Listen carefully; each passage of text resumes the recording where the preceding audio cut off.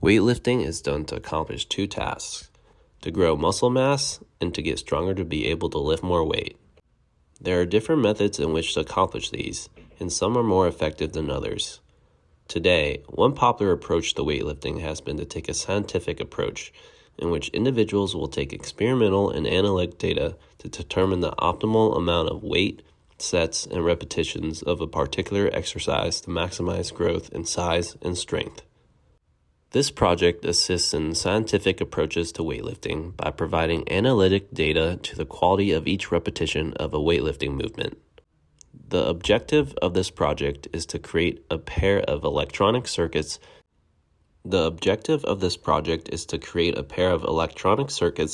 detect the movement of a barbell during a set of weightlifting and to send data to an iOS application to analyze the data for the user.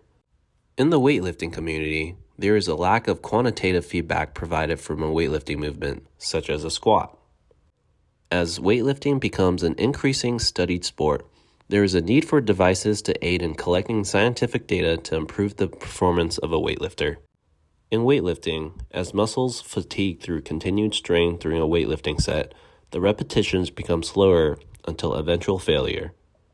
The evolution of scientific weightlifting is progressing to the point in which quantitative data is growing more popular.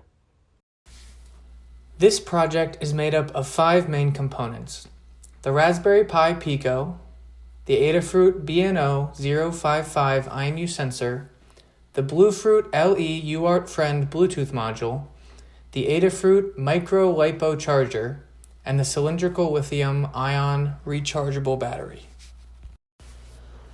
The Adafruit BNO055 IMU sensor is used to record absolute orientation, linear acceleration, and gravitational acceleration with 9 degrees of freedom. This module creates a subsystem with the Raspberry Pi Pico, which requests data from the IMU roughly every 6 milliseconds. This subsystem is essential as it provides the data the entire project is dependent on. This system was chosen because of its quick sampling rate and availability of data points. The 9 degrees of freedom this system provides are the 3-axis built-in gyroscope, a 3-axis accelerometer, and a 3-axis magnetometer. An important characteristic of this subsystem is its compatibility with I2C communication. The Pico utilized I2C communication to receive data from the IMU. Although only linear acceleration, gravity, and gyroscope data were utilized in later data analytics, the additional data allows for more data to be given to the user in further project development. The Raspberry Pi Pico is the microcontroller used to gather and relay information to and from the IMU sensor. The Pico communicates with the Bluetooth module and the IMU sensor to connect the motion data to the mobile phone. The Raspberry Pi Pico is programmed to ensure calibration of the IMU by checking the calibration status and waiting for complete calibration, or by setting the calibration with the previous successful calibration settings before proceeding to the next step. The Pico then collects the data from the IMU and uses the Bluetooth module for wireless transmission to the iOS application. The microcontroller organizes the data for processing within the application. It operates at roughly 4 volts in this system and is small in size and weight, but powerful enough to send the required data. One weakness of the Pico, discovered during the development, was its limited storage capacity. Because of this limited capacity, trial and error, along with selective research, had to be used when deciding which programs and libraries were required to be downloaded. This downfall also required the usage of MicroPython programming language.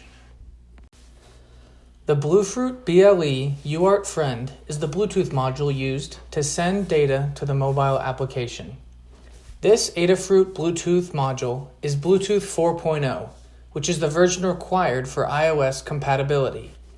The Raspberry Pi Pico receives data from the IMU and signals to the Bluetooth module to transmit said data via UART serial communication. A strength of this module was its low power consumption.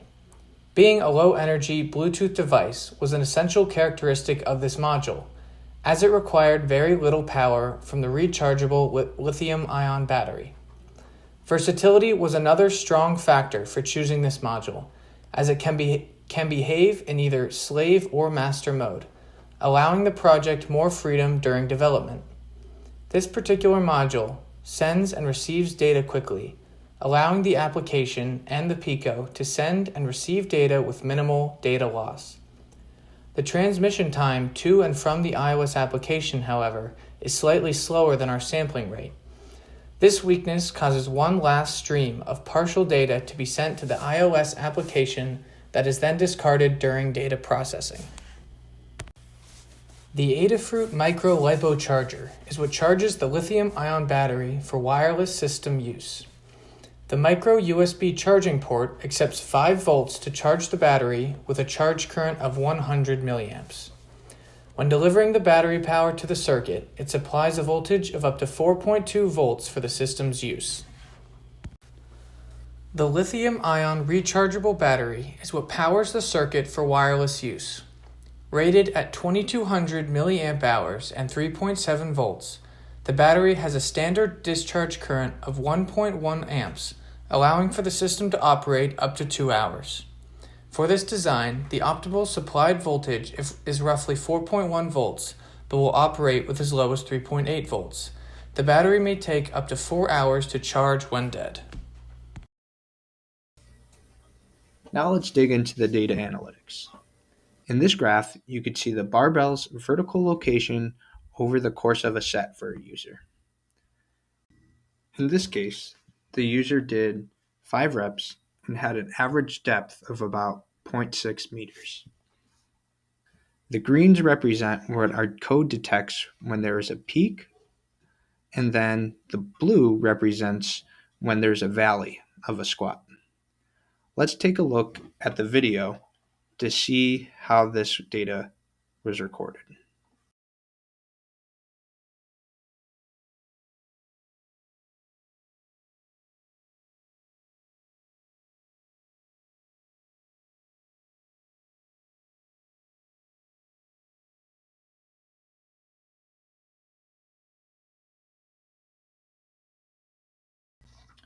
Now let's look at the green dots, which represent the peaks of a rep. If you look closely, you'll see that the green dots are placed at the highest vertical location of that rep. That's because our program looks for the local maximum in that location and determines that as the peak of the rep. Similarly, the blue dots represent the valleys of each rep.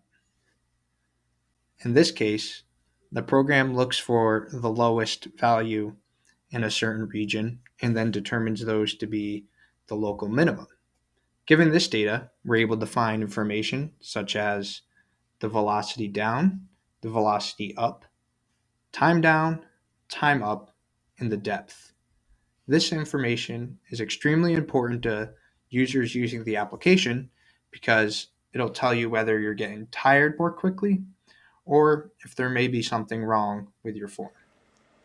One strength of our project is this compact design. We wanted these clips to be as portable as a weightlifting belt or a pair of straps, something you could throw in your gym bag and go.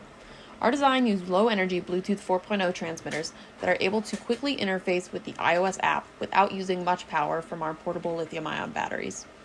This is important as we wanted these clips to last for the entirety of your workout, so about 1 to 2 hours. The IMU we chose for this design has 3 degrees of freedom, which allows us to measure acceleration, gyroscopic rotation, and magnetic fields in the X, Y, and Z directions. The amount of data we can collect is one strength of this project that allows us to do further data processing down the line. A weakness of this project is that it is not yet able to fully track the bar's path.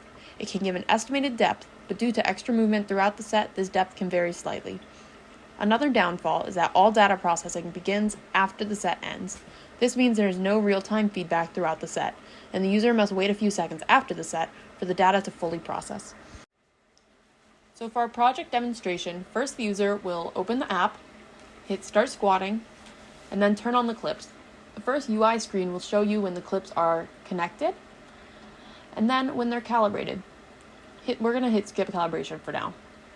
Then you hit start set, and it'll start recording while you squat.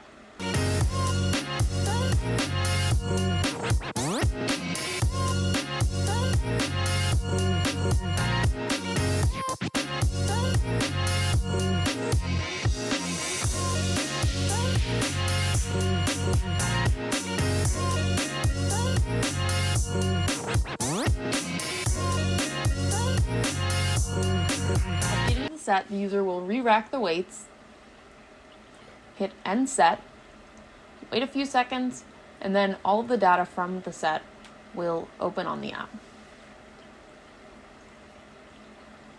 Now let's see that one more time. Here, Andrew will turn on the clips. Max will start the set for him, and then he'll start squatting. Pay attention to the rep counter. That'll come in handy later.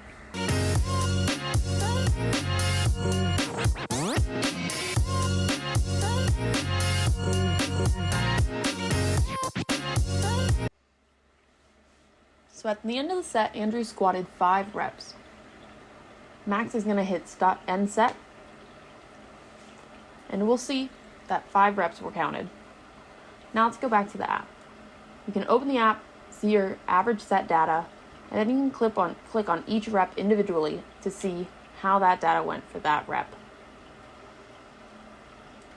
It'll show you your depth, your average time up, time down, velocity up, and velocity down for each rep, and then the averages for the set.